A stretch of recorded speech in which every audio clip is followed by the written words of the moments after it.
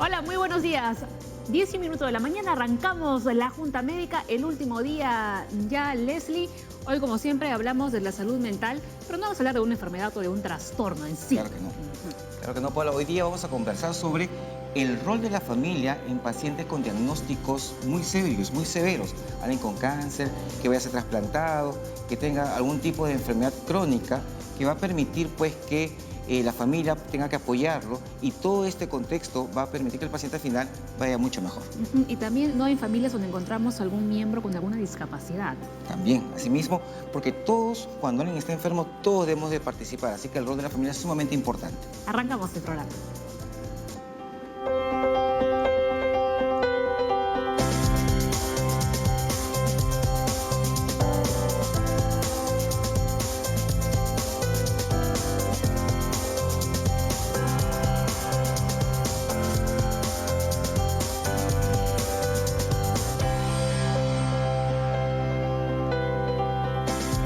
Muy bien, y empezamos el programa enseñándoles estas camisetas que tenemos Leslie y yo. Ahora se las va a poner el doctor Leslie Soto en Claro que vivo sí. y en directo, porque el día domingo, atención, se celebra el Día Mundial de la Lucha contra el SIDA. El domingo es 1 de diciembre, ese día no hay Junta Médica, No hay Leslie. Junta Entonces, Médica, por eso es pues trabajamos importante igual. que hoy hablemos sobre este tema, ¿no? Y para ello hemos invitado a Carlos Benítez, director ejecutivo de Control y Prevención del VIH del Ministerio de Salud. Carlos, muy buenos días, bienvenido Bienvenido, a la Carlos. Junta Médica. El día domingo se celebra un año más, ¿no?, del Día Mundial de la Lucha contra el SIDA. ¿Qué avances encontramos hoy en día? ¿Qué avances encontramos aquí en nuestro país respecto a esta enfermedad? El Ministerio de Salud, la ministra Elizabeth Dinostroza, en su gestión está priorizando el tema de VIH-Sida, considerando que el país ha avanzado muchísimo, particularmente en un tema que estábamos conversando, que es el tratamiento antirretroviral. Actualmente el Ministerio da tratamiento gratuito para más de 64.000 personas viviendo con VIH en el Perú. Esto representa el 81% de todas las personas con VIH en el país y es un gran avance en el Ministerio de Salud para poder controlar esta epidemia. Esto es muy importante porque a pesar de todas las campañas que realizan ustedes anualmente, muchas personas desconocen que el tratamiento es gratuito. Correcto. Hay mucho conocimiento, por ejemplo, del tema de la prevención. Y la gente conoce que, por ejemplo, el Ministerio distribuye preservativos de manera gratuita. Hay conocimiento también de que las pruebas rápidas de tamizaje son gratuitas, pero ciertamente nos falta trabajar mucho en hacer conocer a la población que el tratamiento es gratuito y que está accesible para todas las personas viviendo con VIH. Muchos cambios que han habido en el VIH a lo largo de los años es la presencia y la aparición del tratamiento. Aunque no lo creas, me imagino que te pasará a ti también. Hay gente que nos felicita en otros países por el manejo que hacemos acá. Piensa que en Perú no se maneja VIH como se maneja a nivel mundial. Y tenemos acá justamente todos los tratamientos, tenemos la capacitación en los médicos. Y ahora una buena noticia que tú me has mencionado, que vamos a comenzar a trabajar con una droga que se está usando ya como última, como primera opción, que antes no había en el país. Correcto. En el Ministerio de Salud, bajo un enfoque de salud pública, tratamos de coberturar la mayor cantidad de personas viviendo con VIH, pero también somos conscientes que es muy importante el manejo de cada caso en particular. Por esa razón tenemos más de 23 productos farmacéuticos que se compran cada año por parte del Ministerio de Salud. Tenemos más de 150 esquemas particularizados de tratamiento y efectivamente estamos ahora trabajando para tener medicamentos mucho más seguros, mucho más fáciles de tomar. Ahora la medicación viene en una sola pastilla para tomar una sola vez al día y, como menciona Leslie, ahora estamos trabajando en incluir el producto que en este momento está en las guías mundiales, que es el dolutegravir. Es un producto que estamos trabajándolo en función de las nuevas políticas para beneficio de todas las personas con VIH. Carlos, todavía hay gente que piensa que VIH y SIDA es lo mismo. ¿Podrías explicarnos la diferencia, por favor? Sí, las personas con VIH son personas que tienen el virus, son portadores del virus. Y hablamos ahora de SIDA ya cuando una persona expresa los síntomas avanzados de la enfermedad. Por supuesto que ante el avance de las técnicas de diagnóstico, las pruebas rápidas, por ejemplo, ahora encontramos mucho más personas que se acaban de infectar o que están asintomáticas. Y eso es mucho mejor porque el diagnóstico oportuno evita las complicaciones relacionadas al VIH-Sida. ¿no? Y además con el tratamiento tan avanzado, ¿no?, que tenemos hoy en día aquí en nuestro país, realmente las personas con VIH tienen una vida completamente normal, Normal. y la carga viral incluso llega a bajar mucho. A un nivel que se denomina Indetectable. indetectable. Yo te cuento, Paola, cuando, por ejemplo, yo hice mi internado, fue en el año 97, no había tratamiento. Entonces, la expectativa de vida realmente de alguien con VIH era de 1 o 2 años máximo cuando ya tenías síntomas. Ahora con el tratamiento, pues, el paciente con VIH va a ser una persona totalmente normal y su expectativa de vida es como cualquier persona que no tenga VIH. Cuando hablamos de que una persona con VIH tiene una carga indetectable, ¿quiere decir, por ejemplo, que esta persona no va a transmitir el virus a otra? Correcto. En realidad, decir indetectable no quiere decir, ojo, que no hay el virus, sino que la persona ha podido controlar gracias al tratamiento y llevarlo a un nivel mínimo que efectivamente hace que la posibilidad de transmisión sea muy, muy baja. Tanto así que ahora se habla de indetectable es igual intransmisible. Y ese es el fundamento para que ahora hablemos de que el mismo tratamiento antirretroviral es en sí una medida preventiva frente a la transmisión del VIH en el mundo. Y es una buena noticia porque las mujeres que están con una carga indetectable pueden tener hijos, pueden quedarse embarazadas. Correcto. Seguramente también le pasa a Leslie. Tenemos mujeres viviendo con VIH que, no tienen hijos, son jóvenes, resultan embarazadas y tienen niños sanos. Siempre y cuando se aplique el protocolo de intervención, esta posibilidad se minimiza hasta menos del 1%. Así que es totalmente factible que una mujer con VIH en estos tiempos pueda tener un niño sano. Y además, en todos los hospitales del país, creo que no hay ninguna mujer con hijo con VIH actualmente. Así es. Ya tenemos casi cero VIH en niños. La gran ventaja del tratamiento. Yo creo que las personas conocen de la enfermedad, pero como no la viven cercanamente, desconocen pues que el tratamiento es gratuito. El Ministerio desde hace más de 15 años ya tiene tratamiento gratuito. Correcto. En el país, y los médicos están totalmente capacitados.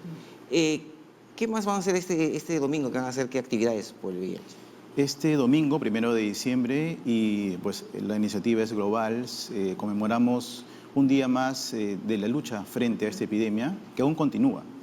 Y para esta fecha, en la Plaza San Martín, desde las 10 de la mañana, el Ministerio de Salud, en coordinación con organizaciones de sociedad civil, tiene preparada una feria informativa, ¿no?, con mucha información para la población, pruebas rápidas de tamizaje totalmente gratuitas. ¿En qué consiste esta prueba rápida? La prueba rápida es una prueba que se realiza en 20 minutos, toma 2 gotas de sangre y permite de manera muy rápida tener el resultado positivo o reactivo o no reactivo de una persona y saber el estado serológico de ella, ¿no?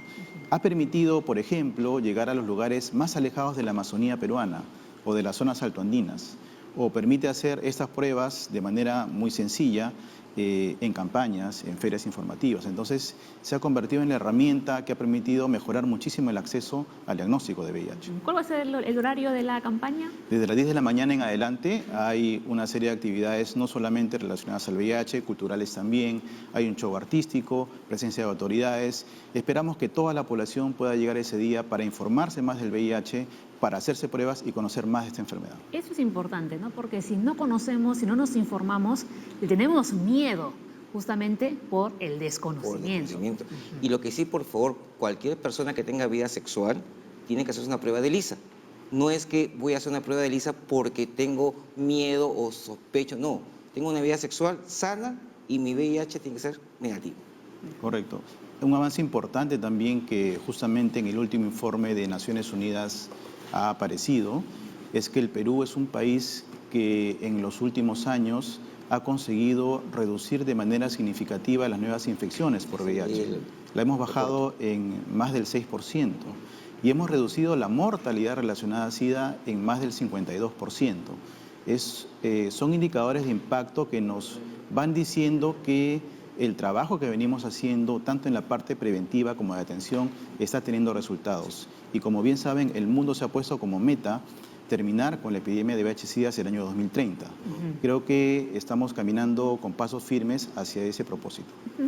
Antes de terminar la entrevista, Carlos, quiero que por favor le digas a la audiencia, porque las personas de repente que tienen esta enfermedad tienen otro temor, de que van a llegar al hospital a pedir sus medicinas y no van a encontrar las medicinas porque ya se acabaron. Correcto. Es muy importante mencionar para todas las personas viviendo con VIH que el Ministerio de Salud ofrece gratuitamente los medicamentos y está totalmente abastecido para atender la necesidad de todas las personas viviendo con VIH en el país. Actualmente tenemos más de 64.000 personas que reciben permanentemente sus medicamentos y hemos planificado de tal manera el presupuesto para poder atender a todas las personas que lo necesiten. Así que está garantizado el tratamiento en todos los establecimientos del Ministerio de Salud. Aquí tenemos, ¿no?, la prueba, porque el doctor Leslie Soto trabaja en un hospital del MINSA, ¿no? Claro que Y sí. tú ves mucho VIH además. Tenemos bastante pacientes con VIH, tenemos el tratamiento está asegurado. Así es. Y a veces que puede haber un tipo de escasez, quizás no damos los 3 meses al paciente que requiere, le damos 2 meses para que todo el mundo pueda atender, pero nadie se queda nunca sin tratamiento. Correcto. Esa es la misión. Vamos a aprovechar que estamos hablando de este tema para conectar con nuestras invitadas de la Junta Médica. Por un lado, Yasmín Ardiles, psicóloga clínica del Centro de Psicoterapia Psicoanalítica de Lima, y también María Luisa Rosasa, psicóloga médica psicoterapeuta, perdón. Muy bien, hoy día vamos a hablar cuál es el rol de la familia, ¿no?, en personas con un diagnóstico, como decía Leslie, crónico, con una enfermedad pues complicada, llámese del cáncer u otra, ¿no? Y si hablamos del VIH, ¿cómo debería ser el actuar de nuestro entorno? Mira, es un tema bien interesante. Yo hace varios años tuve un par de pacientes con ese diagnóstico que inclusive llegaron a desarrollar el SIDA. Y el papel de la familia es fundamental, ¿no? O sea, la familia tiene que estar enterada y hay que darles pautas, los médicos, los terapeutas, pautas claras acerca de cómo ayudar a su familiar que está con un diagnóstico. Ahora, por otro lado, eso haciendo como más referencia a la parte psicológica o a la parte del apoyo, el soporte o contención emocional, pero de manera general el conocimiento de la enfermedad también por parte de la familia es vital, ¿no? Para que los cuidadores puedan tener información que sea real, verdadera, y desde ahí puedan presentar como una mayor disposición en términos de atención, comprensión al paciente que tiene este diagnóstico. Ahora, saber que de todas maneras cualquier tipo de diagnóstico, trastorno, enfermedad va a trastornar un poco la dinámica, el funcionamiento de la familia, independientemente del tipo de diagnóstico que se dé, y que la flexibilidad o la rigidez con que la familia pueda dar respuesta al procesamiento de esta información, de este diagnóstico, así como a la atención en sí misma, es de suma importancia. No, Leslie, o sea, si un paciente con VIH llega a casa, no vamos a quemar el colchón, no vamos a quemar las sábanas. Nada. Vamos a darles un cubierto, un vaso, no solo para esa persona. Claro que no. VIH Ajá. se transmite por sangre, vía sexual, fluidos sanguíneos, y las mamás que tienen VIH ya actualmente ya no están transmitiendo, pero era otra vía. No hay que quemar nada, uno puede tomar incluso un vaso de cerveza del mismo vaso con otra persona, que es algo, una costumbre acá en Perú. Sin embargo, recordemos que el paciente con VIH está protegido por la ley y la única persona que puede decir que tiene VIH es el propio paciente, nadie más. Muy bien, vamos a agradecer a Carlos Benítez una vez más por haber estado hoy aquí en el programa. Recuerden que el día domingo todos están invitados a acudir a esta campaña, ¿no?, que se va a celebrar en la Plaza San Martín a partir de las 10 de la mañana. Van a haber diferentes actividades, ¿no? Va a haber muchísima información y también despistaje para todos aquellos que se quieran realizar la prueba rápida. Muchas gracias. Muchísimas gracias, Carlos, por haber Gracias. estado hoy Son parte aquí del cambio. en la Junta Médica. Hacíamos parte del cambio. Sí. Muy Gracias, bien. Carlos. Vamos avanzando poco a poco. Estamos bien, Leslie, ¿no? El Perú va bien. Por supuesto que va bien. En el tema del VIH-Sida, Yo estamos soy bien. uno de los que apoyan todo este tipo de cosas porque tenemos un buen equipo, tanto médico, a nivel de Ministerio de Salud, y medicamentos, todo el mundo conoce cómo debe manejarse adecuadamente. Muy bien. Bueno, vamos a dejar a nuestro invitado aquí un momentito porque nos vamos a trasladar, ¿no?, a la otra parte de la Junta Médica, pero antes vamos a hacer una pequeña pausa y regresamos con más.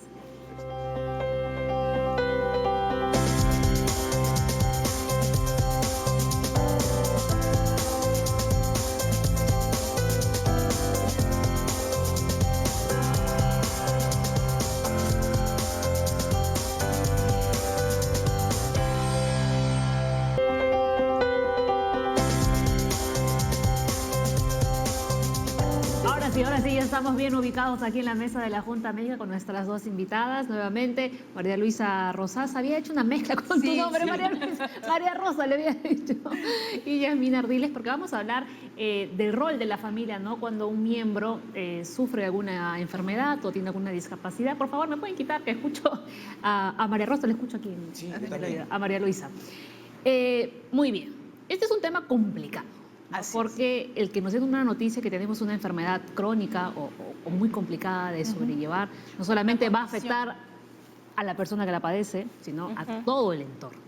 Y estábamos conversando con Yasmín que va a depender mucho de qué tipo de diagnóstico sea y también de si es la mamá la que tiene un diagnóstico, el papá, Claro. los hijos, cómo se sienten los hermanos, ¿no? Sí se altera toda la dinámica familiar, ¿no? O sea, recibir el diagnóstico de un cáncer y todo lo que conlleva, ¿no? El tratamiento o un Alzheimer, ¿no? Y cómo te organizas alrededor de tu paciente para cuidarlo sin enfermarte. Sí, lo que pasa es que, o sea, una vez que llega el diagnóstico es como la enunciación del momento de crisis, en concreto, ¿no? Porque va a desestabilizar, a desorganizar a la familia, tanto en los roles que tiene cada quien, porque, por ejemplo, si el diagnosticado es el proveedor o la persona que se encarga de la provisión en la casa, Claro, ¿qué hacemos va a ahí? dejar de funcionar en algún momento. Entonces, ¿qué pasa ahí? ¿Cómo se va a sostener esa familia en adelante? Que es una preocupación que también comienza a atajar, ¿no? Entonces comienzan a haber preocupaciones en el orden económico, sobre todo porque enfermedad es igual a atención, cuidado, tratamiento, medicación, terapia, entre otros. Pero a su vez también hay toda una dinámica de afectos que moviliza a todos los miembros, ¿no? Y cuál es mi parte y ahora qué hago ¿Qué me yo, toca? qué me toca, cómo ayudo, ¿no? Entonces sí es importante dar cuenta de todos estos cambios en la interrelación que se da a partir del diagnóstico de la persona con la enfermedad o con la discapacidad. Claro, pero ahí cambia un poco, por ejemplo, si hablamos de VIH, porque el VIH ya viene con un trasfondo, Estigma. un estigma, Eso es. ¿no? Porque ahí sí ya, una cosa que yo te diga tengo cáncer, otra cosa que yo diga tengo VIH. Entonces, el estigma de la población también hay que cambiarlo, ¿no? Porque si alguien dice tengo VIH, comienza, ¿qué habrá pasado? ¿Cómo has hecho? Así, así, y la gente comienza a irse más que juntarse con él. Bueno, también la familia puede comenzar a tomar cierta distancia del paciente con VIH, ¿no? No hablarle, no tomar del mismo vaso, separarle la vajilla y hacerlo sentir realmente pues, más enfermo de lo que realmente está, ¿no? Claro, o sea, cómo el prejuicio entra a tomar parte en cómo es que se mira a la persona con el diagnóstico. En el caso del VIH, lo que se ve mayormente es el distanciamiento o el aislamiento, como tú bien señalas, de el entorno social, empezando por la familia del enfermo, ¿no? Por esta idea o esta premisa de contaminación, de yo también me puedo haber contaminado, yo también me puedo haber infectado, que es en el orden de lo real y de lo biológico, ¿no? Pero claro, eso tiene otras consecuencias a nivel psicológico, porque además del malestar o de la sensación de inseguridad, del temor a la muerte, que de por sí el diagnóstico trae consigo para la persona a quien se le da, también comienzan a desplegarse estos afectos de ¿y ahora cómo me ven? Nadie me quiere, nadie me apoya, y comienza a de pronto incrementar los síntomas de la persona que tiene el diagnóstico o la enfermedad. Y por eso creo que es bien importante que la familia reciba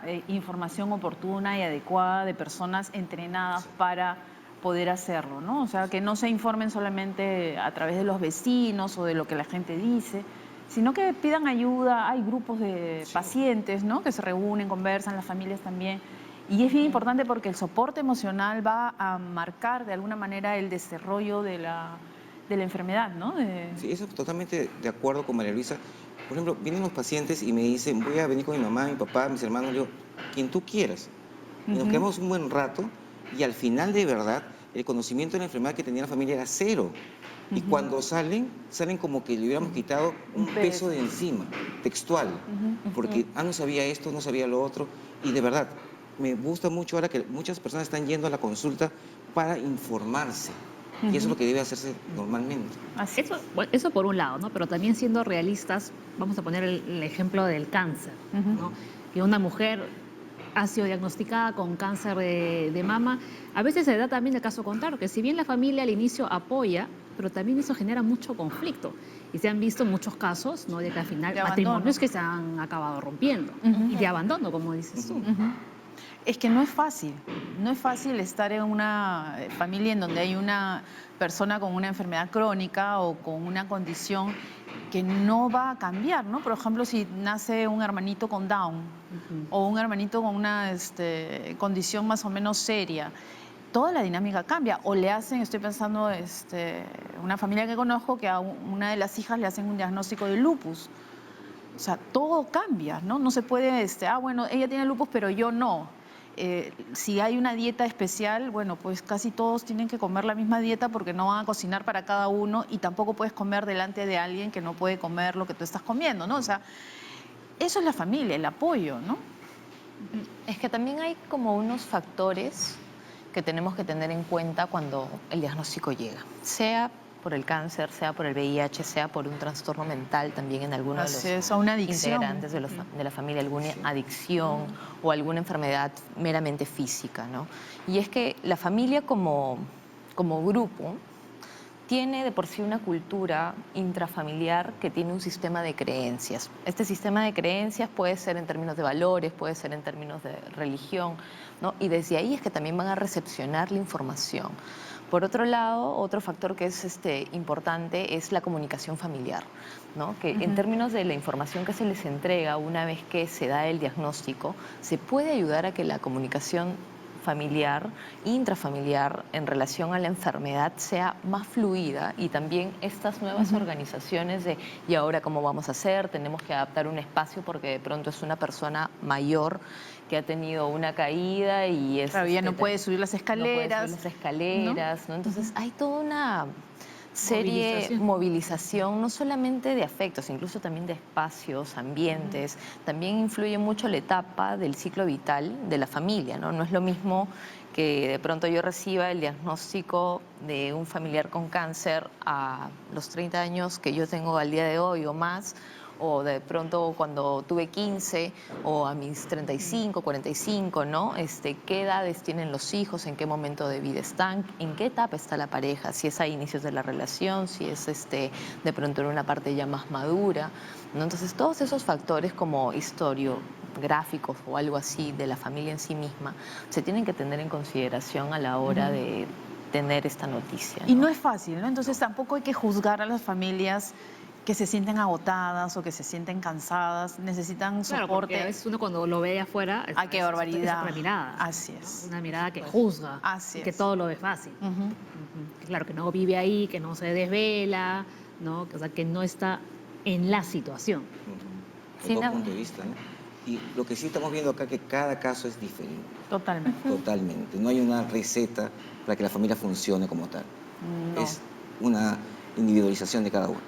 Y muchas veces conoces realmente la fortaleza de una familia cuando llega un diagnóstico así, Sí, ¿no? Familias que cierto. tú ves que son, pues, Fisher Price, ¿no? Todos contentos, felices, se ve que se quieren un montón. Aparece un diagnóstico y la familia se disgrega. Y familias que a veces son medio disfuncionales, pero a la hora de Todos que se unen. pasa, todos se unen, se turnan, se ayudan. Son momentos, pues, de quiebre, ¿no? ¿Y qué sucede, por ejemplo, con personas que, vamos a poner, que están en una edad laboral, que son independientes, viven solos, ¿no? Y les dan una noticia, ¿no?, de una enfermedad? ¿Qué debería hacer la familia en ese caso? ¿Llevarlos a vivir a la casa? ¿De repente los papás nuevamente decirle que se venga? ¿Los hermanos? Va a depender mucho del mismo paciente y de la relación que tiene con su familia, Claro, ¿no? porque si Por tú la vives razón solo- por la cual se ha ido de la casa, ¿no? Si se fue peleado, difícilmente va a querer volver. Si se fue porque era más cerca de la oficina, quizá lo puedan apoyar mejor. O sea, todo Claro, se siempre tiene porque que... quería su independencia. Así es, todo se tiene que conversar, ¿no? Es difícil, no es tan sencillo. Aparte de las posibilidades, también valorar el significado que tiene el planteamiento de volver o no, o de quedarse solo o de atenderse en alguna institución, ¿no? O sea, también evaluar las posibilidades y aparte de ello, pensar, como dice María Luisa, sobre la significancia de cada posibilidad, ¿no? Ahora, tenemos un comentario en el Facebook que nos ha escrito Yoli. Dice, tengo un hijo de 30 años que sufre de convulsiones. La familia no entiende, solo critica y más cuando se vive en la casa de los padres como yo. Tengo otra hija que trabaja y es profesional, pero así es la vida. Me toca cargar con mi cruz, dice Yoli. Lo que nos hace pensar que es una situación difícil para Yoli, ¿no? Yo le diría a Yoli que tenga mucha fortaleza, ¿no? Y que busque ayuda, porque en estos tiempos el tema de las convulsiones se pueden lograr controlar, ¿no? Con diferentes medicaciones, inclusive con algún tipo de cirugía, ¿no? Pero ¿qué hacemos con el tema de la familia que dice que no entiende la situación? Mira, hay que conversar, explicarles, pero también hay personas que no van a entender, aunque les expliques y les No van a mandes cambiar. todos los... No van a Ajá. cambiar. No quieren porque es más fácil criticar, ¿no? Y ya no hay que tomarlos mucho en cuenta, ¿no? Saber con quién cuentas y con quién no cuentas. Quién te va a ayudar y quién no te va a ayudar, porque hay gente que se dedica a criticar, ¿no? Y hay gente que, por ejemplo, va a tu casa y te ayuda con algo muy concreto. O te dice, te acompaño a la consulta, o yo me quedo en tu casa, o te llevo algo de comer. O sea, hay diferentes formas de respuesta, pero hay gente que no va a entender, por más que le expliques, le digas, vaya al doctor, entonces ya, mira, ¿sabes qué? Ya es inútil. ¿Tú qué le dirías, Yasmina Yoli? Las personas tienen sus diferentes mecanismos de autorregulación, ¿no? Las familias también. El distanciamiento, el aislamiento frente a la dificultad es una forma de autorregular lo que a uno le puede generar la situación de enfermedad, de complicación, de dificultad de algún familiar que padece algo. En este caso, este hijo que tiene las convulsiones, ¿no? En ese caso es que de pronto la que va a necesitar ayuda va a ser ella, porque también hay algo que se llama el síndrome del cuidador, Claro. ¿no? Se agota. Y que va a sufrir un agotamiento emocional, físico probablemente, si hay una convulsión, cómo lo atiende, hay una actividad física también que se realiza a la hora de hacerlo, aparte de todo el desgaste emocional que hay en el acompañamiento. Entonces, básicamente decirle a ella que se cuide, porque también es muy importante la salud de ella como persona que apoya al hijo con la condición, con la enfermedad, y al hijo que pueda generarse también, como dice María Luisa, las herramientas o los medicamentos, ¿no? Para que pueda mejorar también por sí mismo. Claro, porque el chico ya tiene 30 años y Yoli no va a vivir eternamente. Y por lo que entendemos es la única persona que se ocupa de ella. Correcto. Entonces sí vale la pena ir y buscar ayuda profesional, ¿no? Ir a un neurólogo, que lo evalúen, que vean si hay la posibilidad de ayudarlo a que tenga mejor calidad de vida él como paciente y ella como su mamá Su mamá y cuidadora. y cuidadora. Además. Exacto. Sí, también otra cosa que hay que tener en cuenta es que mucha gente dice, no puedo hacer nada porque no tengo plata. Pero hay muchas maneras de ayudar y de Correcto, apoyar. así claro. es. Yo conozco Acompañar no claro, cuesta. Yo conozco familias, por ejemplo, que no pueden pagar un cuidador, pero uno puede venir 2 días a la semana, la otra viene 3 días. Claro, se van turnando. Se van turnando. Y es una forma de ayuda realmente. Sí. Inclusive, por ejemplo, para los que no pueden salir mucho y no quieren dejar a su paciente, venir a visitarles, ¿no? O sea, venir a visitarlos 1 hora, 2 horas, cada 15 días. Yo no te digo que vayas todos los días, ¿no? Pero los que tienen abuelitos que están cuidando al otro abuelito, pueden visitar, tomar lonche, ¿no? Conversar de otras cosas, hablar del clima, hablar de N temas que hay. Eso los refresca y los ayuda y los hace sentirse queridos, ¿no? Los cuidadores necesitan de mucha interacción o relaciones con otras personas, porque precisamente en este vínculo con el enfermo lo que uno puede llegar a absorber también son los síntomas depresivos, la ansiedad, la angustia, El agotamiento físico y emocional, ¿no? La ofuscación, la frustración, todo eso lo va absorbiendo la persona que está más cerca a la persona que padece la enfermedad. Entonces, que se cuide de eso. ¿Y cómo se va cuidando uno? Ejercicio físico, vida saludable, conexiones familiares, conversar con con amigos. alguien, amigos. Sí, son recursos. Muy bien. Hacemos una pequeña pausa en el programa, pero enseguida regresamos con más. Envíenos sus consultas porque estamos en vivo.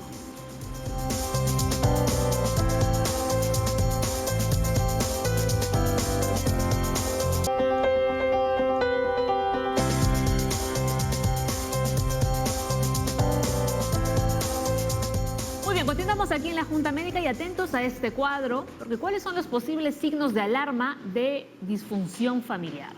Enfermedad o síntomas en otros familiares, alteraciones emocionales en otros familiares, problemas familiares, conyugales o sexuales. ¿De acuerdo?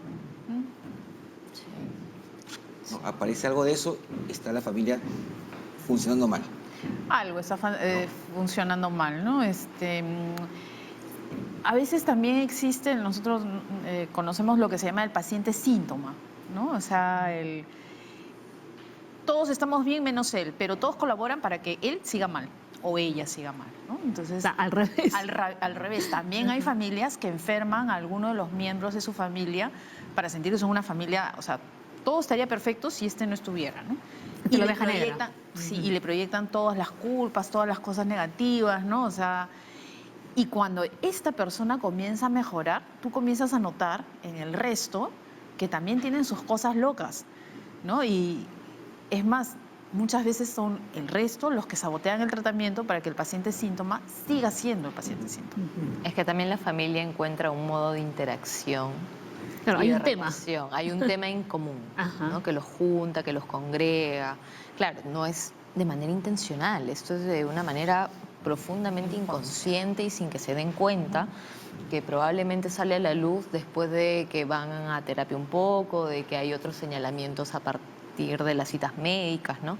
Y también hay mucha ambivalencia afectiva, ¿no? No solamente en relación a este paciente síntoma, sino como los posibles signos de alarma de la disfunción familiar, ¿no? Que yo, ¿cómo me siento frente a esa persona que cuido, pero que también se frustra y me trata mal a pesar de que lo cuido, ¿no? Entonces uno comienza a tener una confusión de sentimientos todo el tiempo, aparte del desgaste que ya hemos hablado, ¿no? Has tocado un buen tema, Yasmín, porque a veces pensamos que si, como él está enfermo, ¿no? Tiene carta blanca para decir y hacer lo que quiera. ¿Debemos dejarlo? No, porque hay un concepto que se llama ganancia secundaria. Entonces, en la medida que yo obtenga beneficios en mi enfermedad, obviamente no me voy a querer sanar, ¿no? Voy a continuar en la misma línea porque estoy enfermo. Entonces, no me digas nada que me va a dar el patatús. Entonces, desde el principio, por eso hay que conversar, ver, ¿no? O sea, si el doctor te está dando las medicinas y te dice, las tienes que tomar en de esta manera, hay que hacer caso, ¿no? Hay pacientes que dicen, ya, yo estoy enfermo, pero no quiero tomar nada. Yo estoy mal, pero no quiero hacer esto, ¿no? Me han mandado que baje de peso, pero no hago dieta. Pero cuando hago crisis, complico a toda la familia. Y la familia tiene derecho a cuadrarlo y decirle con todo cariño, oye, ya pues, ¿no? O sea, tienes que, o sea, tu enfermedad nos afecta a todos, tienes que comprometerte con un tratamiento, tienes que ir a la terapia, ¿no? Lo que yo decía, el paciente síntoma, me estaba acordando de familias en donde hay uno que toma mucho, ¿no? Y es el alcohólico de la familia, el síntoma, ¿no? Esta persona comienza a mejorar, deja de tomar y se comienza a descubrir que la hermana es bulímica, que el otro hermano también toma, pero como no le daba diablos azules, no era tan alcohólico, pero sí es alcohólico, ¿no? O sea, No era tan comienzas a evidente. ver, no era tan evidente. Entonces, son familias disfuncionales que a través del síntoma se tapa todo lo demás, ¿no? Con respecto a esto que también, o sea, comentabas un poco de los límites, o sea, claro, o sea, la ganancia secundaria es complicada, ¿no? Porque una vez que hay esta condición o etiqueta o denominación de enfermedad o de discapacidad o de, uy, pobrecito, mira, la está pasando de por sí mal, ¿no? No es fácil vivir con... El conflicto de roles en la dinámica se da y el conflicto en los límites también. Porque ¿qué es lo peor que puede pasar? Que uno termina como esclavizándose un poco frente al síntoma del alcohólico. Claro. ¿No? Pero ¿y de dónde toma? ¿No? O sea, ¿quién le da el dinero si no trabaja? Entonces, no, es que le doy una mesada de tanto todos los fines de semana, ¿no? Entonces ahí hay como una colaboración. Que O yo no tengo problemas de alcohol, ¿por qué no voy a tener alcohol en mi casa? Por supuesto. Entonces... ¿Y después de dónde tomó? Bueno, ¿no? O sea, son dinámicas complejas. Sí. Sí. He visto mucho esa ganancia secundaria en pacientes que tienen la hipertensión emotiva y la diabetes emotiva. Pacientes que de verdad están controlados, pero por su diagnóstico que tienen, manipulan muy bien a la familia. Y tú mencionas, pues, pero si estás bien controlado, no debes descompensarte. Y de verdad no se descompensa, pero comienza, imagínate, 12, 8, lo normal, llega a 13 y ya está con dolor torácico, me duele la cabeza. Ni me lleves la contra porque me da. Y llegan a la emergencia, al hospital muchas veces. Ajá. Tú tomas la presión, todo y no tienen nada. Pero sin embargo, pues la familia está demasiado asustada, pendiente por la persona. A ver, tenemos otra consulta. Kelly dice, como paciente, ¿de qué manera hablo con mi familia si me diagnostican un problema grave de salud? ¿A ellos les afectaría más porque son sentimentales? Mira, yo siempre les digo a mis pacientes cuando van a preguntar, comentar, decir o hacer algo, la pregunta clave es ¿para qué lo harías? ¿No? ¿Qué esperas recibir a cambio de ese? ¿Cuál es el objetivo? ¿Cuál es tu objetivo, Ajá. Kelly? ¿No? O sea, si son muy sentimentales y no te van a poder ayudar, ¿para qué hacerlo? ¿No? Si son muy mayores y ya no estás en contacto con ellos. Yo creo que hay que evaluar el caso y la situación bien, o sea, con cuidado, ¿no? Y de repente, Y en ese mejor caso, sería un hermano. y en ese caso que o o sea, una le hermana. ocultamos. No, pero no ¿el tema? esperes, Ajá. yo siempre digo, pues no hay que esperar peras del olmo, ¿no? O sea, puedes informar, pero tienes que saber qué cosa estás esperando, cuál es la respuesta que esperas de la familia, ¿no? Hay familias O de que te van a repente acoger. informarlo de una forma no tan catastrófica. Claro, ¿no? O sea, Ajá. no tan catastrófica y no teniendo tanta expectativa, porque sufrimos porque tenemos una expectativa irreal que no se va a cumplir, ¿no? Entonces algunos esperan que, yo te digo, no tengo esto y me van a decir, toma todo para que te cures. Y la gente te puede decir, ah, ya, qué pena, ¿no? Y te frustras. Entonces siempre es, ¿qué espero? ¿Para qué les voy a decir esto de tal o cual manera? De repente decirle al miembro de la familia más cercano, más fuerte, el que te pueda ayudar de verdad, ¿no? Quizá pensar en el momento, o sea, en qué momento también el paciente está preparado para entregar esta información a los otros, porque también tiene que haber como un proceso previo De de hacer asimilación. conciencia, aceptación, de asimilar el diagnóstico, ¿no? Pero yo solo desconfiaría un poco de la última oración, ¿no? A ellos les afectaría más porque son sentimentales, porque hay como una especie de infravaloración de qué es lo que puede hacer el otro, cómo puede resolver, qué está capacitado para hacer en torno a lo que a mí me pase, ¿no? Que también no, o sea, tratando de ver las cosas con igualdad. ¿Por qué pensaría yo así? Ah, porque la historia lo dice, sí, pero es una situación complicada de enfermedad en la que las personas pueden responder de manera totalmente distinta, ¿no? Y más aún cuando hay un sentimiento profundo, una conexión por la relación familiar que uno tiene. Pero depende bastante, porque si en la historia familiar, cada vez que le cuentas un problema, ponte a tu mamá, después tienes dos problemas, tu problema y tu mamá, tienes que pensar bien, ¿no? ¿Para qué? ¿En qué te va a ayudar realmente? Porque hay personas que se toman, tú les cuentas algo y se lo toman tan personal que ya tienes tu propio problema y el sentimiento de culpa de que el otro está sufriendo porque les has contado algo, ¿no? Entonces es como que hay que evaluarlo bien, cada uno conoce, Sí. ¿no? Y sabe. Hay unos estudios que dicen que en Latinoamérica, tanto los doctores como la familia tienen la tendencia a ocultar la información, ¿no? No le voy a decir al paciente cuál es el verdadero resultado porque lo voy a preocupar, porque va a vivir peor, ¿no? Entonces mejor que no sepa. Y los pacientes hacen lo mismo con sus familias o a la inversa, las familias hacen lo mismo con los pacientes.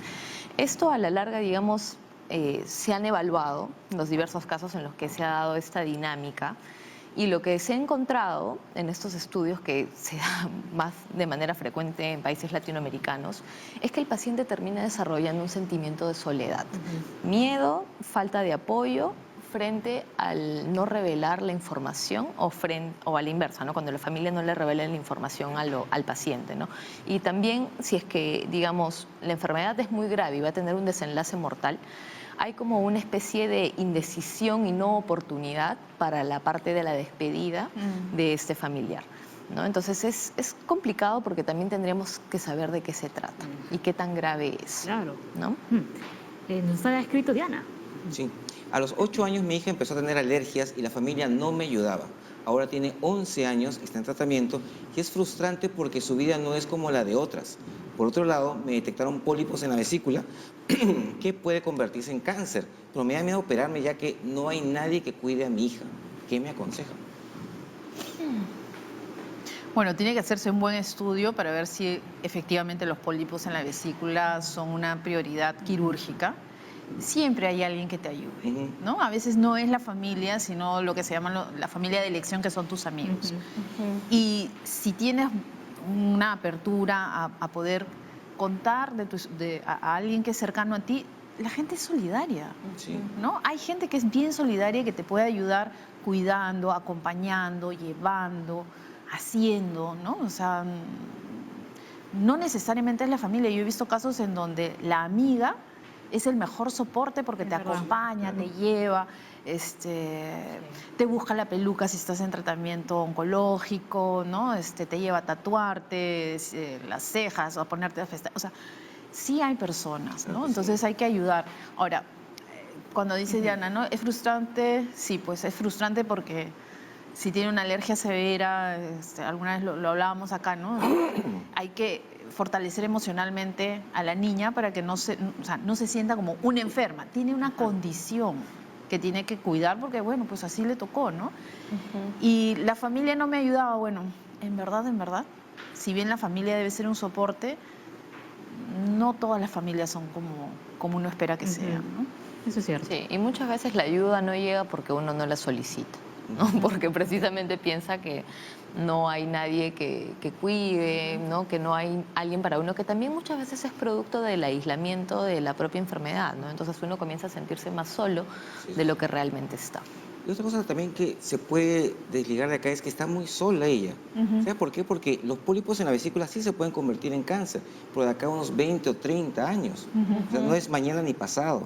Y entonces como que ya se le vino todo el mundo a la pobre en ese momento porque no tiene en quién apoyarse. Bueno, las fantasías suelen ser peor que la realidad, por eso es que hay que preguntarle a los expertos cómo es y cómo va a funcionar, cómo es la situación, ¿no? Claro. de la cirugía. ¿Es así? A Una ver. consulta, chicas. ¿Creen ustedes que hay algún momento para poder comenzar a contarle a alguien que tenga una enfermedad? Me explico. Por ejemplo, yo que veo VIH. Al paciente con el VIH, cuando recibe la noticia, muchas veces se queda en shock. Le explicas el tratamiento antirretroviral, le explicas todo el rollo normal de la vida y no te entendió nada.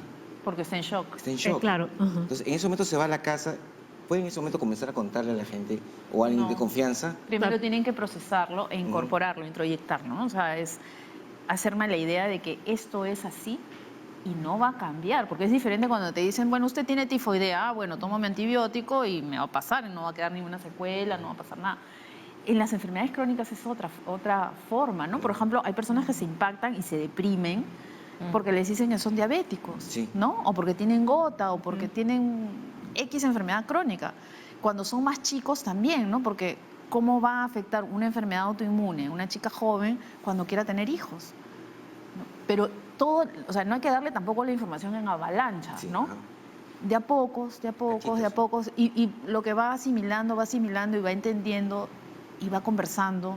Los grupos de pacientes son de mucha ayuda, ¿no? Porque tú ves a pacientes que tienen el diagnóstico hace 20 años y siguen vivos y hacen sus cosas, estudiaron, trabajaron, o sea, Que han pasado por lo mismo que vas a pasar tú. así es, ¿no?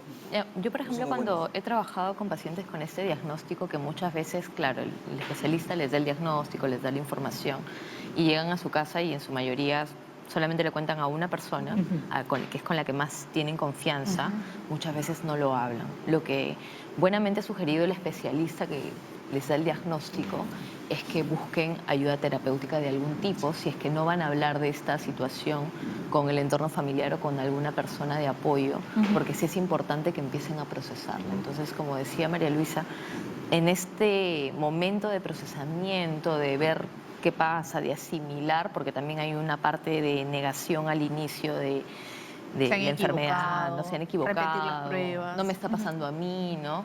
Entonces, en ese momento sí tener como este soporte, ¿no? Sugerir eso. Si no lo van a hablar con nadie, busquen a alguien imparcial, un especialista con quien hablar. A ver, tenemos otra consulta, la de Gustavo. Un comentario más que nada, ¿no? Dice, no es sencillo afrontar la enfermedad en la familia. Hay un Correcto. cansancio emocional físico en el Totalmente. cuidador. Muchas veces es difícil aceptar la ayuda de otras personas porque no van a cuidar al enfermo como ellos quisieran. Estamos de acuerdo, Gustavo, ¿no? O sea, es difícil, pero también hay que aprender a recibir la ayuda que el otro te puede dar. No todos son como uno quisiera que fueran. Entonces, algunos ayudarán de una manera y otros ayudarán de otra manera y otros no ayudarán y será mejor que no aparezcan, ¿no? Lo que decíamos hace un rato con Leslie. O sea, hay gente que no, pues que si no te suma, ¿para qué estás esperando? Hay que pensar. Cuando uno está en una situación así, tienes que saber con quién cuentas, con quién cuentas a veces y con quién no vas a contar nunca. Y entonces tu sufrimiento disminuye porque ya sabes cuáles son las pautas. Hay algo del prejuicio, ¿no? Porque no cuidan al enfermo como ellos quisieran. Sí. ¿No? Entonces, que más o menos, claro, los cuidadores, otra estadística que se veía es que en su mayoría en Latinoamérica son La familia. la familia y generalmente alguna mujer en la familia, ¿no? Es más, o sea, remontándonos a épocas muy pasadas. Y generalmente es uno. Y La generalmente hija es mujer. uno, la hija mujer que se quedaba a vestir santos, ¿no? Así es, la Incluso- soltera que Soltera, estaba ya no... ¿no? Y Cuida a los sobrinos, cuida A los papás, papás. a los tíos, ¿no? Es que tenía ya la asignado el rol, la cuidadora. La eterna cuidadora. Pero ahora es la cuidadora. Entonces, ese como quisieran, ¿no? Como ellos quisieran es más o menos pues como alguien de la familia, ¿no? Claro, pero también la sobrecarga, ¿dónde la estás poniendo? Sí, ahí también vemos, por ejemplo, en el hospital o en las clínicas, que está, por ejemplo, la técnica ayudando a cambiar, le toca así, no la toques, no la muevas, porque piensan que le están lastimando. Y realmente no, sino que ya están como muy ensimismados en que ellos nomás pueden hacerlo bien. Claro, pero eso está mal porque Claro. después les juega en contra porque no pueden salir nunca, pero ni al cine, Sí. ¿no? Porque tienen Ni a que cuidar a comprar su pacientito. Entonces hay que poder confiar en las personas que son confiables. Bueno, a veces también leen las técnicas así que son bien toscas. No tienen ninguna empatía con el paciente. Entonces ahí también el familiar, si no está Otro factor. encima... Ese es otro tema. Es otro tema. Es otro tema. Para otro tema. Tenemos, a ver, Raquel nos llamó desde el Callao, dice, mi hijo tiene ataques de convulsión, pero no le encuentran nada en los exámenes neurológicos. Estoy muy preocupada. ¿Cómo puedo ayudarlo? Habría que ver la edad del niño, ¿no? Sí, de la persona. Porque menos de 14 años a veces las convulsiones son idiopáticas, que no hay un daño cerebral evidente en la tomografía, en la resonancia, y que va a tener ese tipo de movimientos. Yo creo que debería seguir con su tratamiento, con el médico, para que siga chequeando más estudios. Así es, más estudios. Bueno, más que tratamiento, porque creo que todavía no lleva, ¿no? Porque no saben qué es lo que es. O sea, Ajá. deben tener tratamiento, pero no tienen la causa. Entonces, muchas veces la causa de menores de 14 no se sabe. Tiene una alteración que no se ve en la tomografía y que tiene que estar, pues, siguiendo adelante.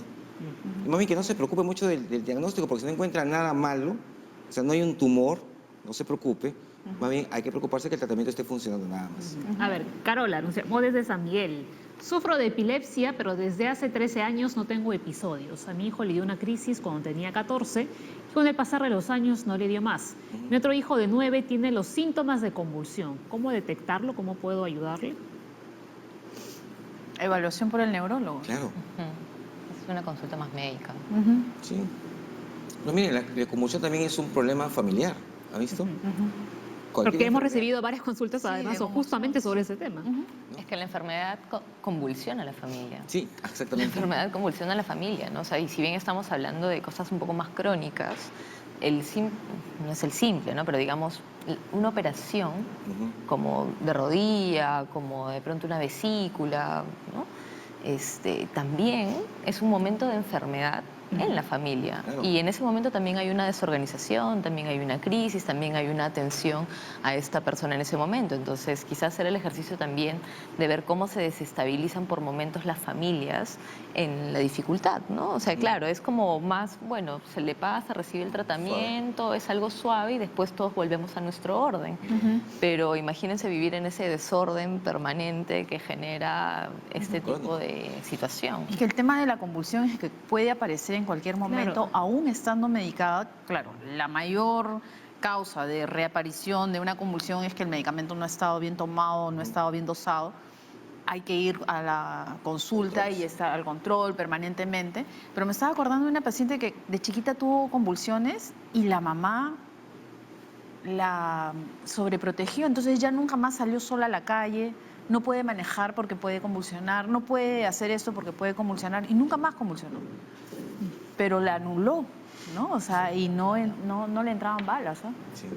¿No? Que era una Asusta. chica que necesitaba cierto tipo de cuidados, ¿no? Pero se asustó permanentemente, ¿no? Pero en ese sentido, quizá trabajar la incertidumbre, o sea, porque si no hay un momento en el cual se sabe qué es lo que va a pasar, trabajar el momento de incertidumbre como algo que va a estar de manera permanente en esta familia y las atenciones necesarias de primeros auxilios para el momento en el que esto ocurra, porque eso también da una cierta calma, una cierta tranquilidad tanto al entorno como al paciente en sí mismo, ¿no? Como quizás recomendación general. Claro, porque acá, por ejemplo, sería yo podría convulsionar en cualquier momento una cadenita con un teléfono para que llamen a la casa, ¿no es cierto? Para que puedan ayudar a esa persona. Una en el momento forma de que pueda identificarlo. ocurrir, claro. Exacto.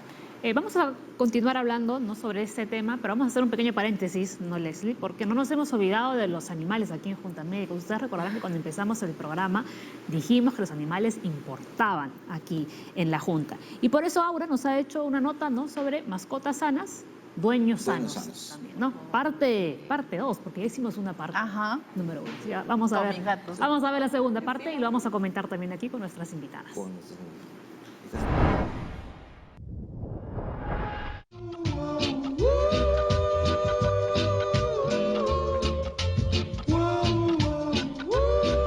En estas temporadas de calor nuestras mascotas se ven afectadas por las plagas, llámese pulgas, garrapatas, chinches, zancudos, moscas, mosquitos, entre muchas más. Y no solamente nuestras mascotas, sino también los jardines de nuestras casas, la jardinera de nuestros departamentos o edificios y los parques a donde las llevamos. Muchas veces no sabemos qué tratamientos antiplagas podemos utilizar o de qué manera podemos prevenirlos. O es más, ¿qué sucede con las fumigaciones que se hacen en los jardines, los parques o en los edificios? ¿Podrían afectar estas fumigaciones a nuestras mascotas o las plagas de nuestras mascotas podrían afectarnos a nosotros los dueños?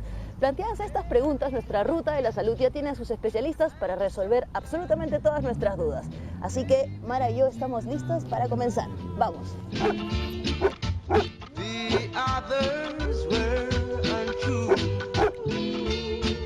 Samantha, ahora que se vienen estas épocas de calor, ¿cuáles son las plagas más frecuentes en nuestras mascotas? Bueno, las más frecuentes son pulgas, garrapatas y los ácaros de la sarna sarco. Incluso hay perritos que se les pegan los mosquitos y hay perros que tienen cierta alergia a la picadura de mosquitos. Son muy poquitos, pero sí.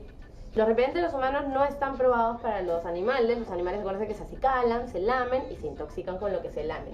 Pero sí tenemos repelentes veterinarios. Entonces son un muy buen complemento a lo que ya vamos a conversar, que son los antipulgas. De pronto, estar en contacto con animales que están infestados con estos animalitos chiquitos, ¿podría ser perjudicial para la salud de las personas? Tanto las garrapatas como las pulgas, ¿no?, pueden transmitirse a los humanos. Por ejemplo, la pulga del gato puede transmitir lo que se llama la Bartonella henselae, que es responsable de una enfermedad que se llama enfermedad por arañazo de gato. La pulga del perro, por ejemplo, puede transmitir también otro tipo de parásito, que es el Dipilidum caninum, que es la tenia del perro, ¿no?, y que accidentalmente se puede transmitir al ser humano también, ¿no? A veces ingerimos la pulga, que es un hospedero intermediario, y el parásito se desarrolla dentro del sistema digestivo del humano.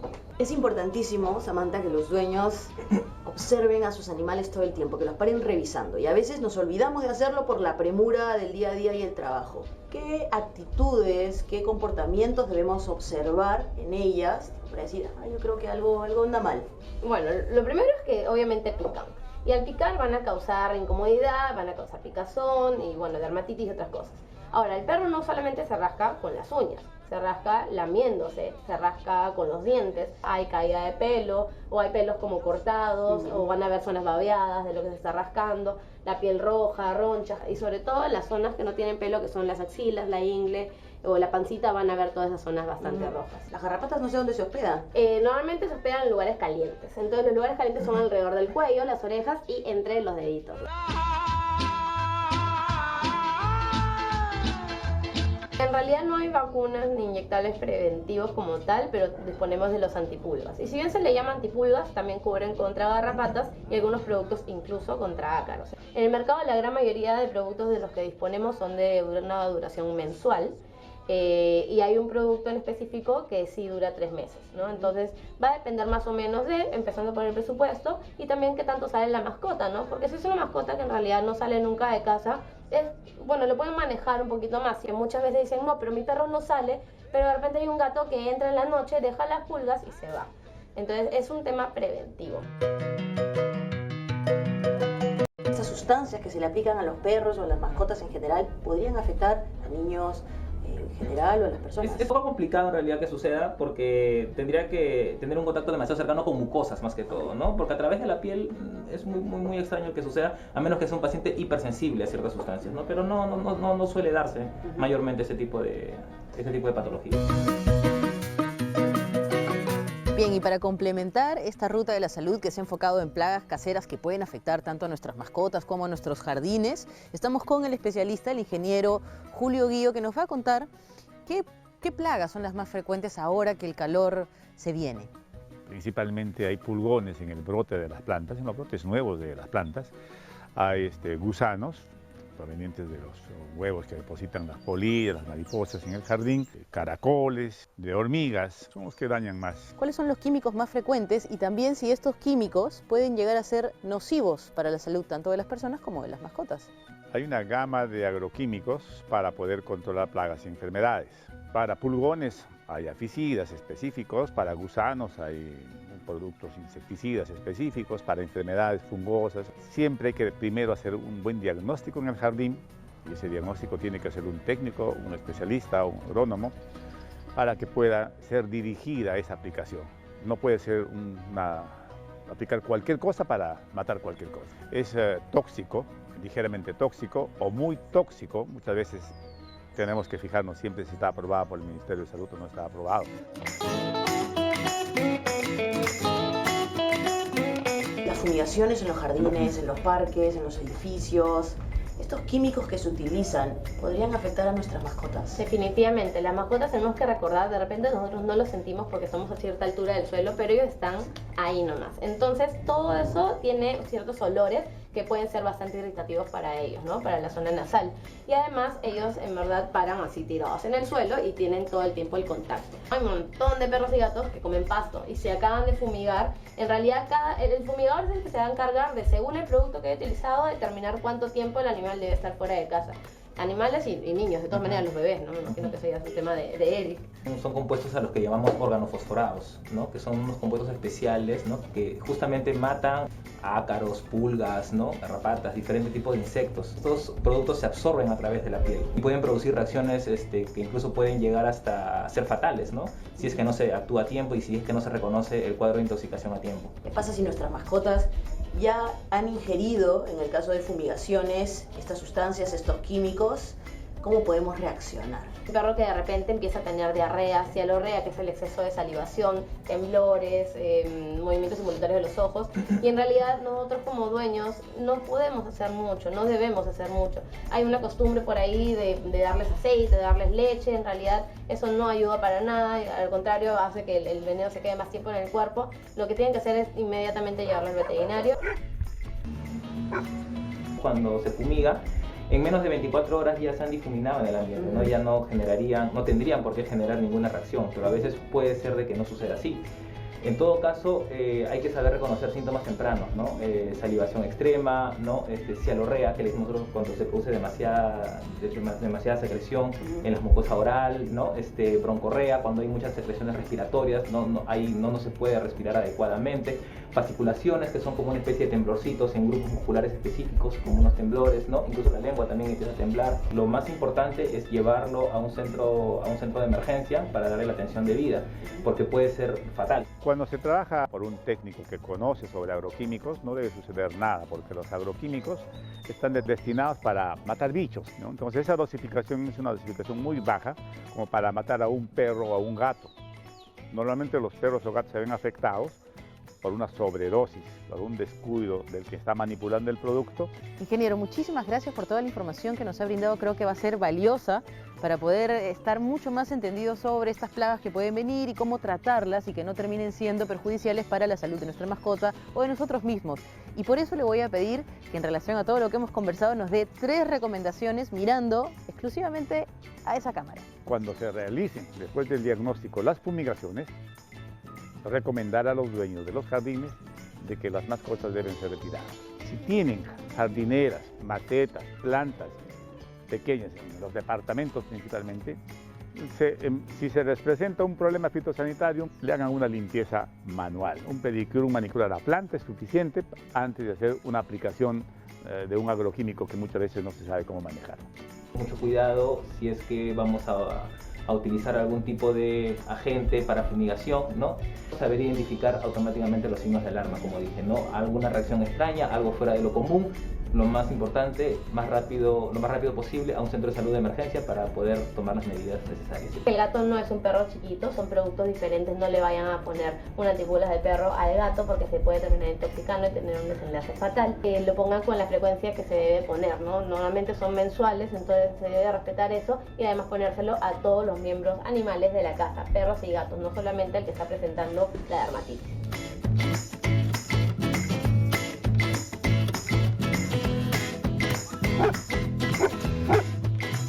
Bueno, aquí nos encantan estas notas porque...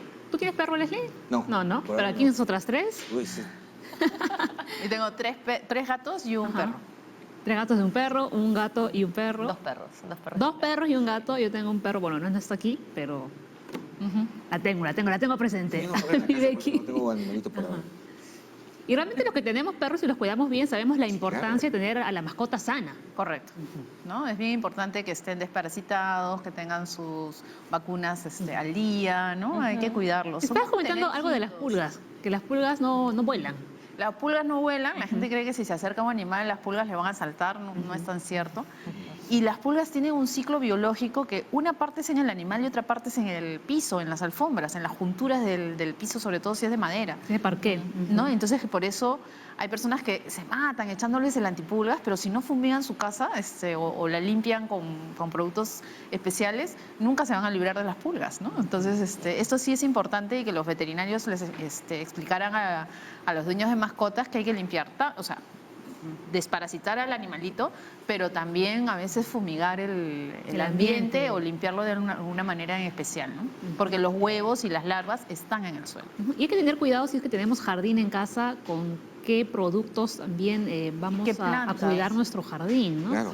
Ajá, porque ¿Y qué pueden ser plantas? tóxicos para nuestras mascotas. Sobre todo para los gatos, ¿no? Los gatos son bien sensibles a muchas, inclusive flores, ¿no? Hay que tener cuidado porque los gatos son curiosos y a veces, y como les cae sobre el cuerpo y ellos se lamen, hay que estar al pendiente de los gatos.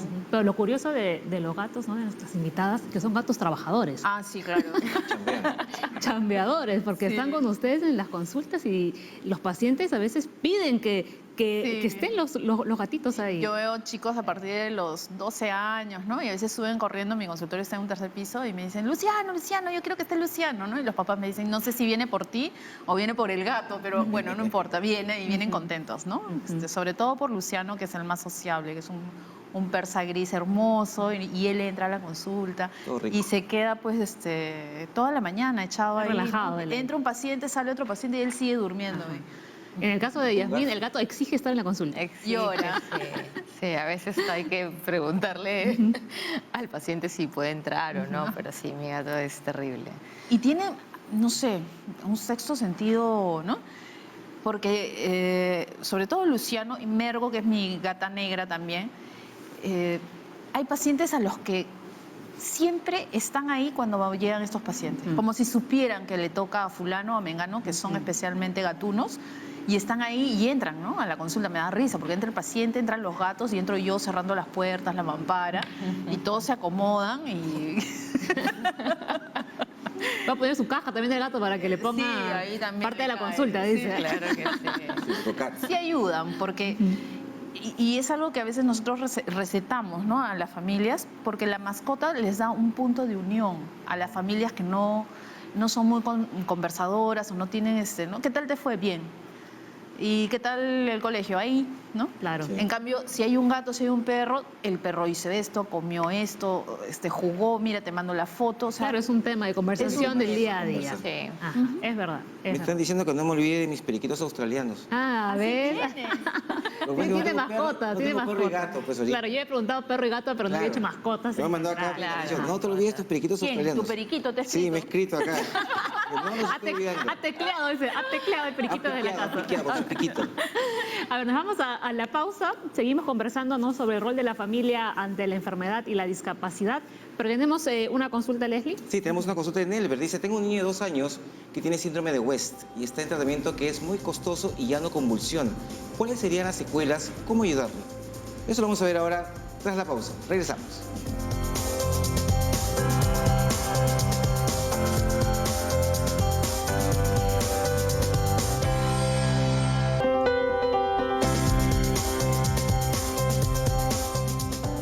Vamos a responder la consulta de Nelber. Para empezar, queremos doctoras, que nos expliquen qué es el síndrome de West. Es un tipo de encefalopatía en la cual se caracteriza básicamente por espasmos y convulsiones. Va a haber cierto retraso en la parte cognitiva y obviamente hay que detectarlo tempranamente para que este retraso no avance mucho y el niño pueda desarrollarse normalmente. ¿Va a traer secuelas esto? Según Lo que habría la que hacer acá pregunta es de tener- Nelber. Sí, habría que tener una consejería genética para chequear cuál fue la causa de este síndrome, porque hay muchas causas, y el médico que la está tratando debería ver la parte de rehabilitación, de la mejora cognitiva, de su desarrollo psicomotor, para que esa forma mejor que puede ayudarles teniendo los especialistas a su lado de la señora. Pienso que también los que deberían recibir soporte emocional son los papás, ¿no? Porque es una enfermedad crónica, ¿no? O sea, es una condición, ¿no? Crónica, se va a mantener en el tiempo, seguramente puede ir mejorando, empeorando según la situación. ¿Y cómo se sentirán, no? Porque dice, es muy costoso, ¿no? Entonces son personas que probablemente trabajen para mantener a su hijo lo mejor posible. ¿Cómo te hace sentir eso, no? Y lo otro es ver cómo todos van evolucionando y tu hijo al tener cierto deterioro cognitivo, de repente motor, no es igual que el resto. Entonces, parte de la terapia, del soporte emocional para la familia, especialmente para los papás, si hay hermanos también, es eso, ¿no? Ir asimilando que él es así. Y así hay que quererlo y no hay que estarnos lamentando de algo que no va a poder cambiar, ¿no? Sí, es importante, claro, yo me estaba acordando un poco del título de la nota que dice mascotas sanas y dueños sanos. También en las familias es parecido, ¿no? O sea, si los hijos están sanos, los padres se van a sentir bien, pero también es a la inversa. En la medida en que los padres se sientan bien, los hijos, a pesar de que tengan alguna condición, de que tengan alguna enfermedad, discapacidad, van a transmitirle el mismo bienestar a pesar de a los hijos. Entonces es de suma importancia que puedan ellos atender esa parte. Muy bien. A ver, Det dice, ¿cómo decirle a mi hermano con esquizofrenia controlada que mi mamá falleció? ¿Le debo decir o no? Ante la ausencia le hemos comentado que está de viaje, pero pasan los días y evidentemente pregunta por ella, ¿no? Mi hermano era muy dependiente de la mamá. Complicado, ¿no? Quizás ella lo cuidaba, quizás. ¿Ah? Quizás ella lo cuidaba más, ¿no?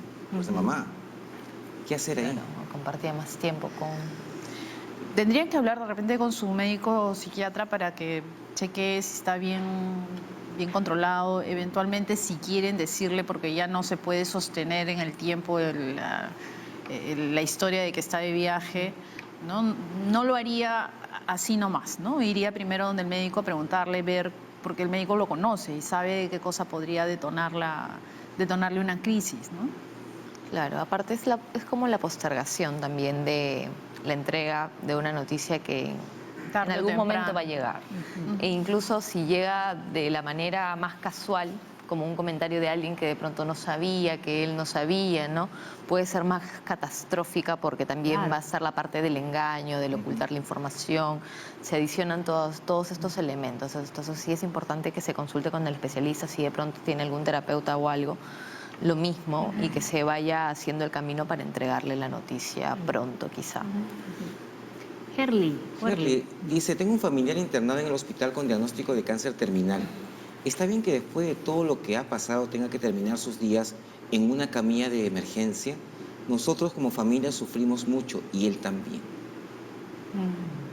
Ahí habría que ver por qué está en la emergencia y si es posible llevarlo a la casa para que termine su vida rodeado de las personas que más lo han querido, ¿no? Con cuidados paliativos. Sí, hay que chequear, ¿no? Existen en los hospitales ahora una parte dentro de oncología que se llama el ADI, que es atención de pacientes que tienen este tipo de diagnósticos para manejarlos en la casa. Y ahí se pueden tener mucho más tranquilos y en su medio ambiente está más cómodo. Claro, Sí. su entorno. Pero hay que preguntar, ¿no? Hay que preguntar, no quedarse con el protocolo usual. A ver, Ada dice, desde hace 13 años cuido a mi madre de 83 que tiene secuelas de un accidente cerebrovascular isquémico. El apoyo lo tengo de personal de salud, no de familiares. ¿Cómo debo prepararme psicológica y emocionalmente cuando llegue el momento de separarnos? El vínculo es muy fuerte y profundo. Yo creo que necesita ayuda profesional, ¿no? Sería bueno que acudiera a algún tipo de psicoterapia. Ella sola podría prepararse para ese momento? Es difícil. Es mejor tener el soporte de alguien más, pero que si llega el momento, ese alguien te va a sostener en ese momento crítico. Claro, y no sea un choque tan brutal. Así es. Sí. Ajá, muy bien, entonces, ¿no? Ada, lo mejor es que ya desde Que ahora busque ayuda, vaya así es. acudiendo, ¿no? Y que vaya teniendo otras redes, porque probablemente esté tan abocada a su mamá que el día que no esté su mamá se va a quedar en el aire. Exacto. ¿No? Ese es un problema. Entonces va tendiendo otras redes y el día que no está, evidentemente va a sufrir, va a llorar, la va a extrañar, pero la vida continúa y hay que hacer más cosas, ¿no?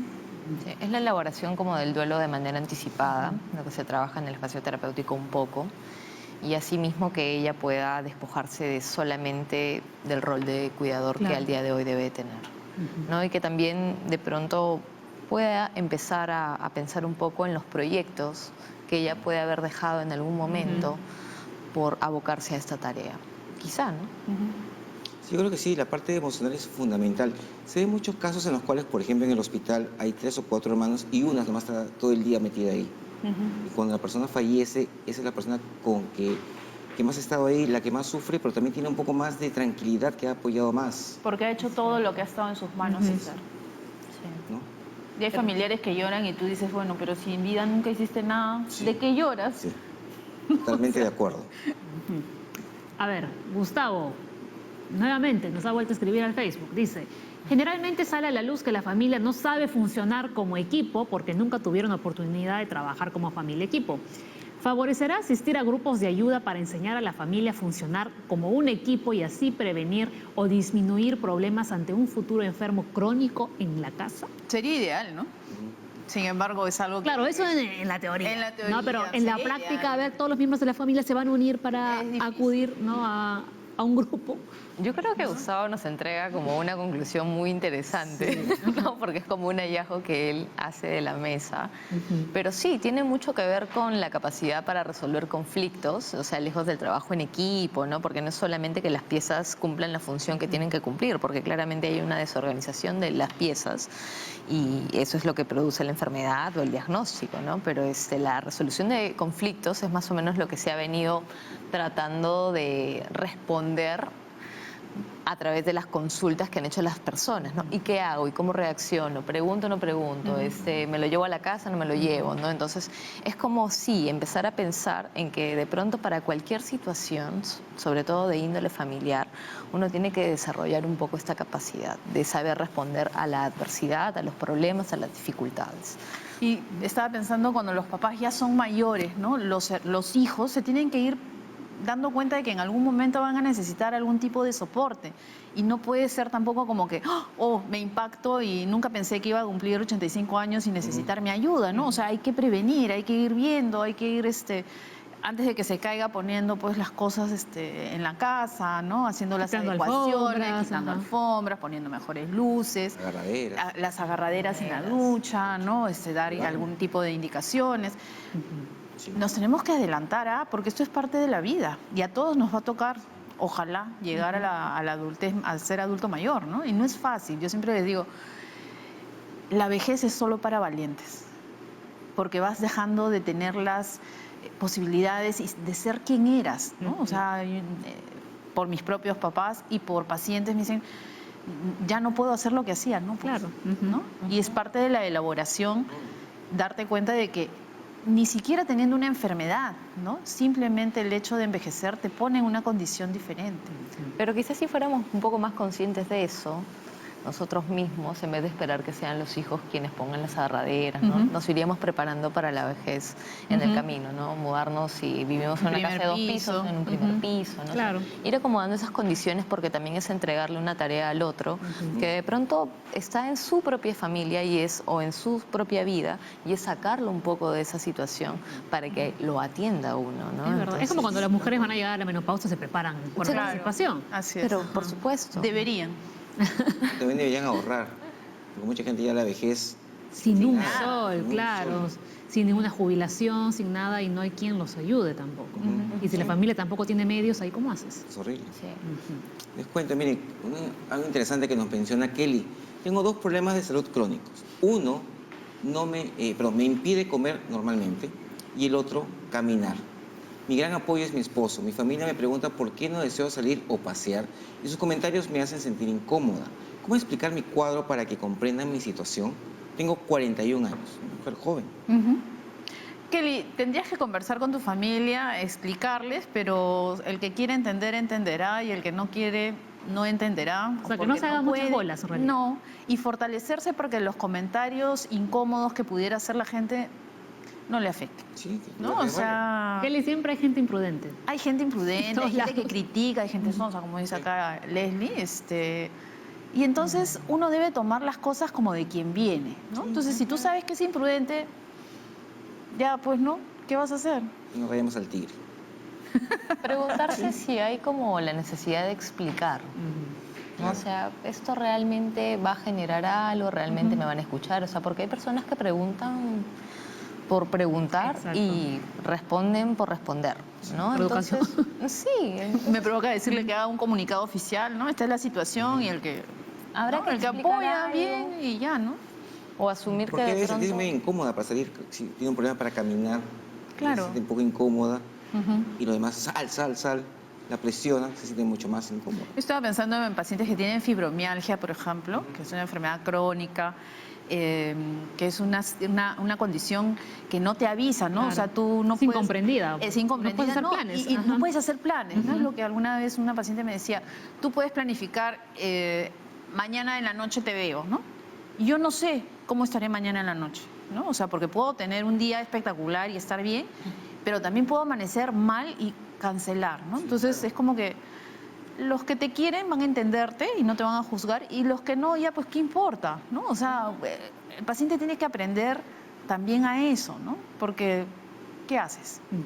La otra posibilidad, o sea, o te vuelves así, ¿no? De que ya, ¿qué voy a hacer? Porque la otra posibilidad es sufrir por cada comentario. Escoges. Es parte de... O aprender cuadrarle a esa vivir. persona también. Pues. Sí, ¿no? O sea, como que ya... ¿Usted qué dice? Es parte de aprender a vivir con la condición que uno tiene. Sí, ¿no? que le digas, ¿sabes qué? Me incomoda que me digas para salir. No quiero salir. Gracias. Ahora, pero el reverso también no lo sabemos. Claro. No, o sea, nos estamos animando a decir estas cosas a partir de unas cuantas líneas. El Ajá. reverso tampoco no lo sabemos. Y conversar tranquilamente entre ellos. Muy bien. Ahora hacemos otro pequeño paréntesis, Leslie, porque Vamos. tenemos unos consejos fundamentales de los bomberos. Sí, ¿qué hacer ante una fuga de gas? Importantísimo. Veamos la nota.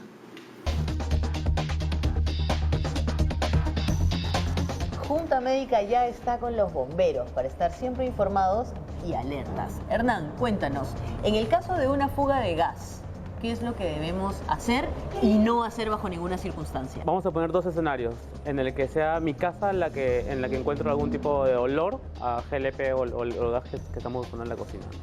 Lo primero que tenemos que hacer es abrir las puertas y ventanas. ¿Para qué? Para que ese gas vaya saliendo de mi departamento, de mi casa. Lo otro que debemos hacer es salir a un lugar ventilado y llamar y activar el sistema de emergencias, en este caso los bomberos, al 116. Muchas veces las fugas de gas no puedes controlarlas tú. Entonces, como no las puedes controlar, deben venir los bomberos con un equipo como el que ven, en el que les va a proteger. Aparte tenemos un equipo que se llama EPRA, que nos va a proteger contra los gases y diferentes tipos de químicos. Y con él vamos a poder entrar a tu departamento, a tu casa, vamos a poder verificar o evaluar cuál es la situación y vamos a poder controlar las fugas.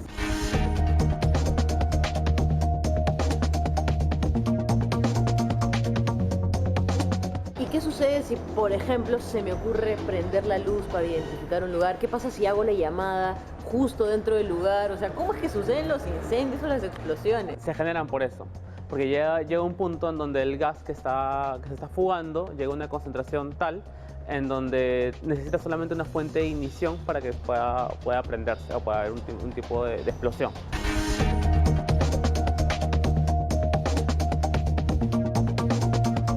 Por eso les dije que cuando van a llamar al sistema de emergencias salgan a un lugar ventilado. El segundo escenario es cuando nosotros detectamos alguna fuga de gas o olemos, pero en un lugar que está al costado nuestro, puede ser nuestro vecino o el departamento contiguo. Entonces ahí lo primero que tenemos que hacer es tocar la puerta del vecino para ver si hay alguien ahí también. Mientras tanto, se puede llamar también al conserje o al administrador del edificio y saber si tiene el número de teléfono de esa persona.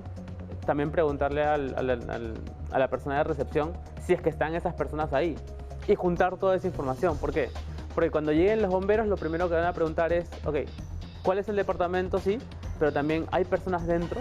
Lo otro que es importante también es decirle a las personas de recepción o portería qué es lo que está pasando y dónde está pasando, ya que muchas veces llegamos a las emergencias, el portero dice que nunca le han dicho nada, acá no está pasando nada, nos demoramos porque llamamos de nuevo a la central, pero tranquilamente el portero nos ha podido indicar por dónde es, abrirnos la puerta lo más rápido posible y llegar también a la emergencia.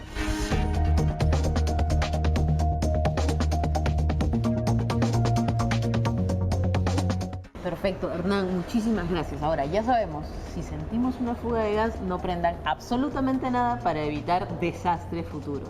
Gracias nuevamente, esto fue Los Bomberos con Junta Médica. Chao.